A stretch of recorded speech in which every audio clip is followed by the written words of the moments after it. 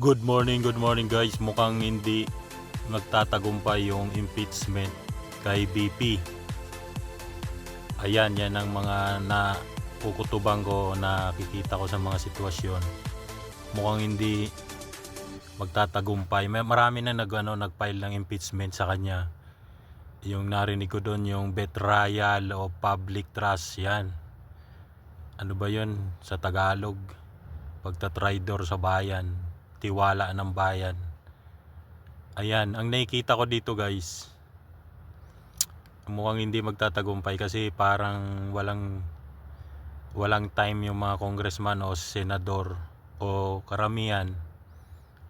Ayaw nila ng wasting time. Siyempre nga naman gastos na naman yan. Pagtuunan na lang nila ng pansin yung siguro pagtatrabaho. Yun ang nakikita ko doon. Pero sa ngayon nakikita ko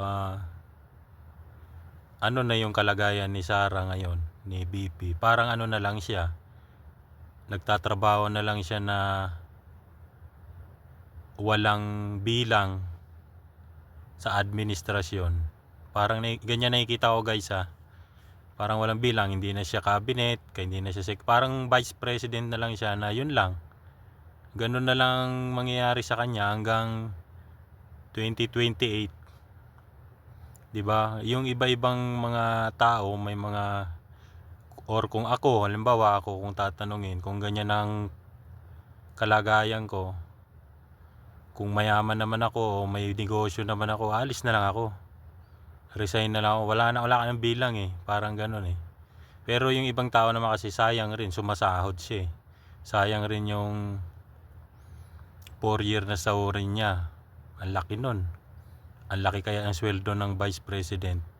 Sumusunod sa president yan Siguro gano'n na lang ang mangyayari sa kanya. Parang wala na siyang bilang sa admin kasi 'di ba may iringan na nga sila.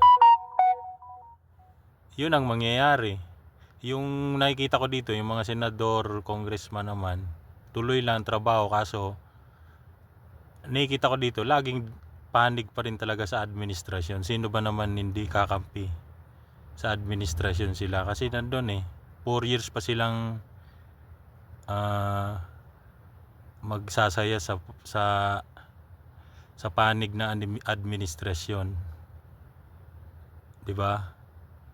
Yun ang nakikita ko diyan, guys. Kahit siguro yung mga kalaban rin sa politika ni na Duterte, nag-i-enjoy rin yon sa administrasyon ni Bongbong. 'Di ba? Kasi yun lang naman kasi ang napapansin ko diyan, guys. Hindi naman si Bongbong talaga yung may kasalanan Kasi ang nakikita ko talaga dito, guys, bumawi lang yung mga nakalaban ni Digong nung 6 na taon niya nakaraan. Ang dami niya, alam nyo naman siguro yun. Ang dami niyang kinalaban. Ang dami niyang mga mayor na alam nyo na yon, mga sabihin nating ayaw niya talaga sa mga adik, 'di ba? Sabi nga niya 4 million, 'di ba? Dami niyang nabiktima. Siguro yung mga yon, posible naman kakampi pa yun sa daming yun. Imposibleng kakampi sa kanya yon, 'di ba? Hindi. Kaya yun rin bumabawi. Ang dami niyang pinakulong, ang dami niyang nasagasaang politik.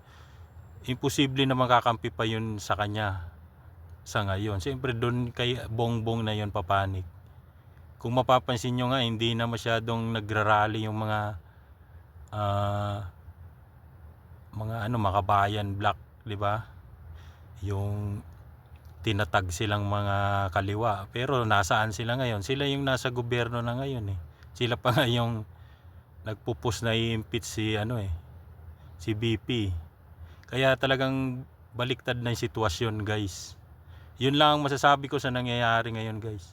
Bye-bye, ingat.